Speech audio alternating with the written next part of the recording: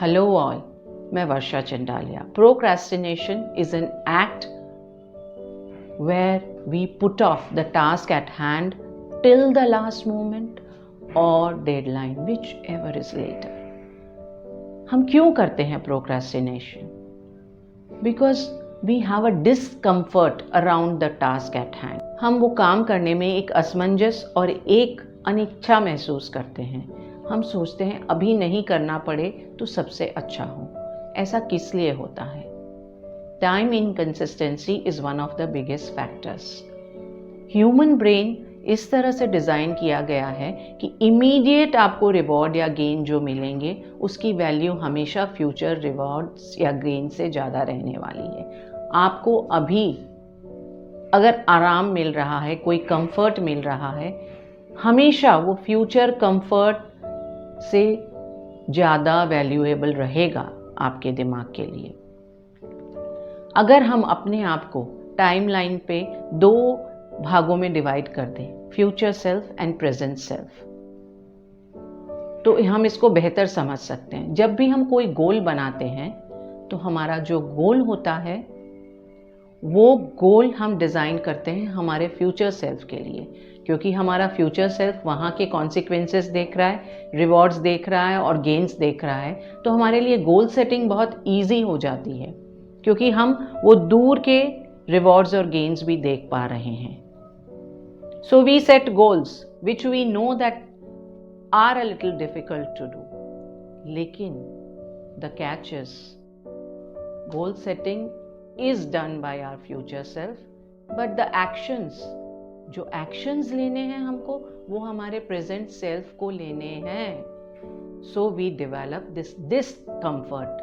अभी करना पड़ेगा ये, because present self है, वो future gains या rewards नहीं देख रहा।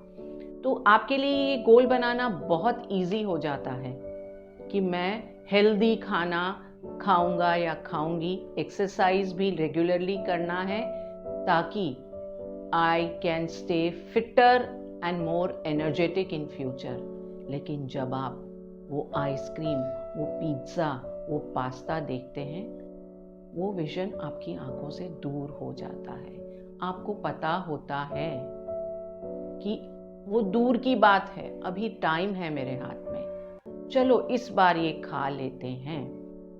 But it keeps on piling up. आपको बहुत पता है आपको अपने फ्यूचर के लिए सेविंग करके रखनी है, and you plan for investments. You think from next month I am definitely going to save. लेकिन जहां आपने वो branded watch, phone, jewellery, purse, whatever is your own favourite thing, आपने देखा, आपको लगता है चलो सेविंग बाद में कर लेंगे, पहले इसको खरीद लेते हैं। So it is very easy for us to set goals, but at the same time when we have to act on those goals it is a little difficult, because we see हमको अभी क्या मिल रहा है, what is the consequence और reward that we are getting right now.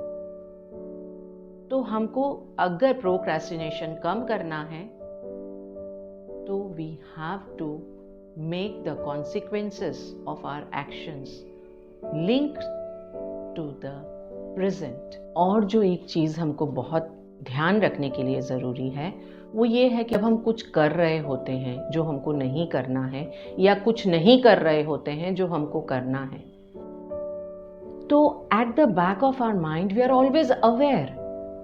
And ये awareness के कारण हमको एक गिल्ट रहता है, एक पेन रहता है और एक शेम रहती है।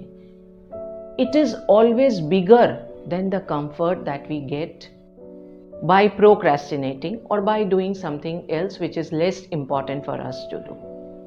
सो एंड एक पॉइंट ऐसा होता है that is the starting point of doing that act, where this pain is bigger than the discomfort of doing that thing.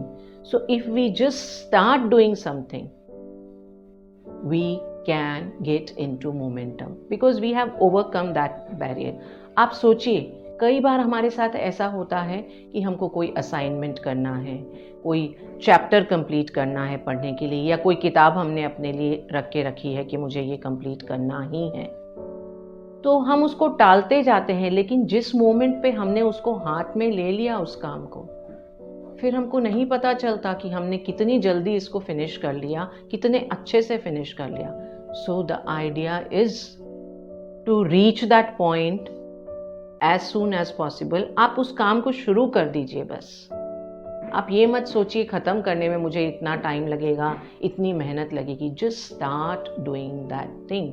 If you want to write a project, start by collecting the materials that you need on your table and writing the first line of the project, and you will see that you break that barrier and create a momentum, and it will get you results.